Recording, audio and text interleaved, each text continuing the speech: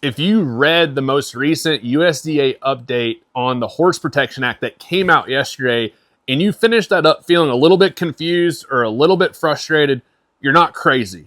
Because a lot of people are reading this and thinking, wait, why in the world would we want to delay something that sounds like it's actually supposed to help horses?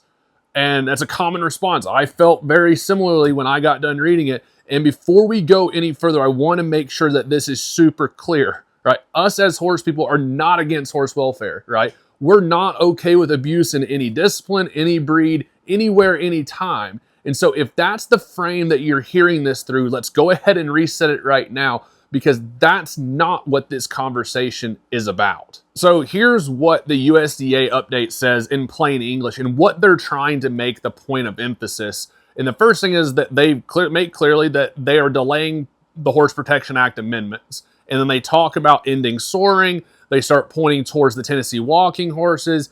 And they're saying that this delay is because of court rulings and some legal challenges. And if you read just that and you move on with your day, it sounds reasonable. It almost sounds like, why would anybody want to push back on soring or abuse or anything like that? And that's exactly why we have to slow down and actually look at what's underneath all of this.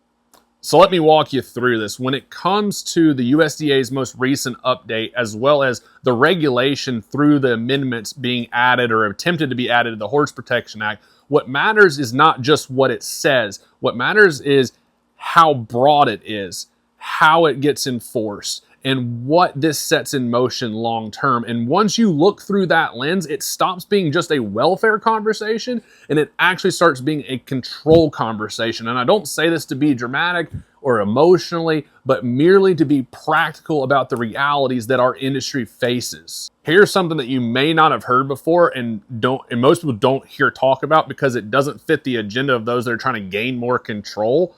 The Tennessee walking horse industry, which is why the Horse Protection Act exists in the first place, has been operating at a very high compliance level for a long time, like 98, 99% compliant for a decade or more. And that's not something the USDA is going to advertise, but it shows up in court filings, industry reporting, and it's the reality on the ground. Is everything perfect? No. Do bad actors still pop up?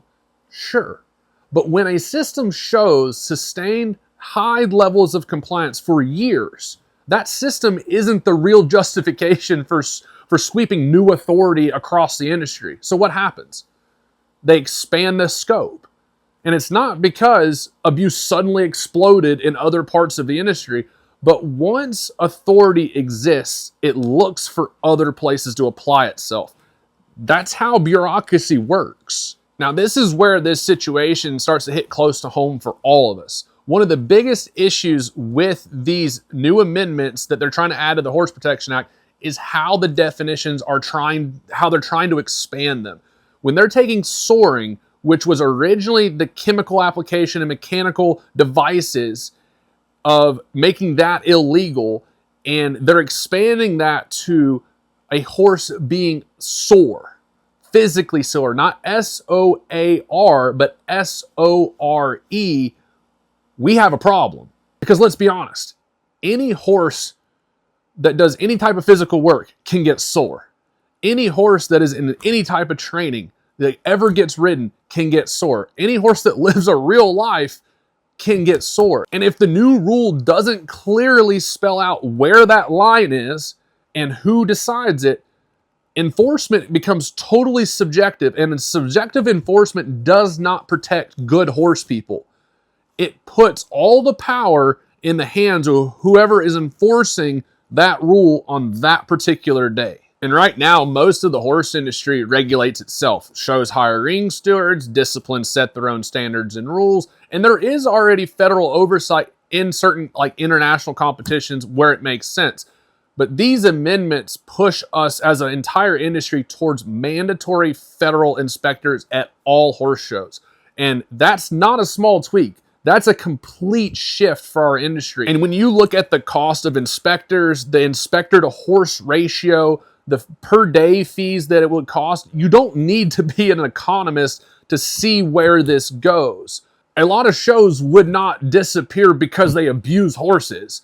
They disappear because they cannot afford the federal bureaucracy that would have to be present to put on a horse show. And that's not protection of our industry and our horses. That's fundamentally attrition of our entire industry. Now, understandably so, a lot of people have asked, well, why didn't the big organizations, the breed or the discipline organizations, try to stop this?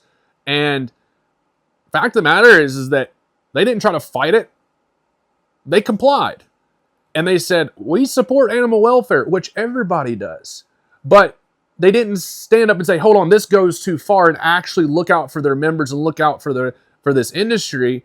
They did what big organizations do, and they try to avoid conflict, and they just move along. But that silence has consequences for the rest of us, especially when you're a member of those big organizations and they're not taking the time and the effort to inform their membership or to even be a voice at the table in these decision-making rooms to say, this does not have the best interest of the horse industry in mind. They won't do that. They're complicit. They're complying, and they're doing what big organizations do, which is, we don't want any trouble. We'll get along. We'll go along with it, and we'll explain why it's going to be okay to our members, and they just straight up try to avoid conflict.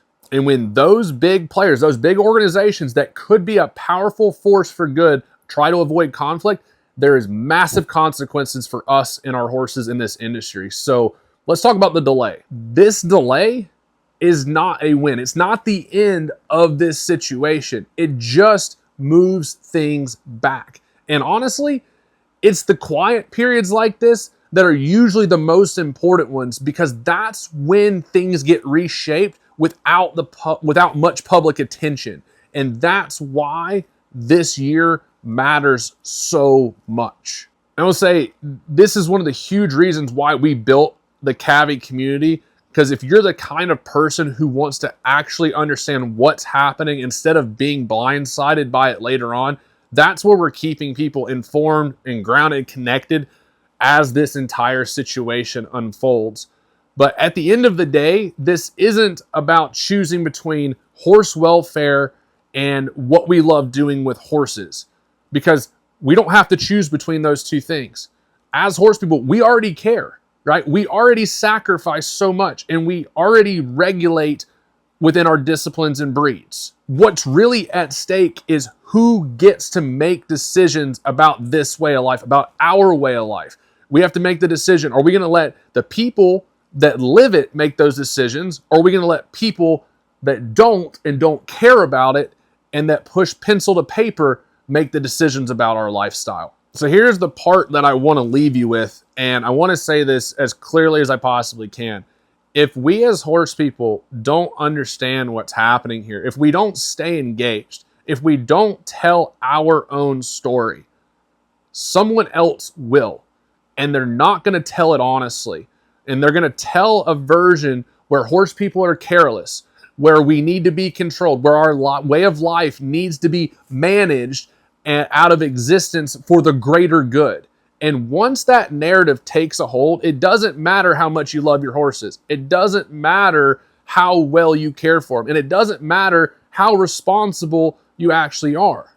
Decisions get made anyway, and we have to live with the consequences. This is how industries don't get banned outright, but they slowly get squeezed until they can't function anymore.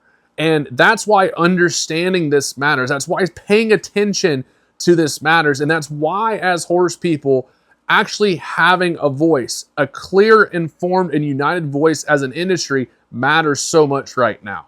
And if this is resonating with you and you don't want to be on the outside looking in or behind when it's time for all of us as horse people to come together, I want to invite you to join us in the Cavi community. It's completely free.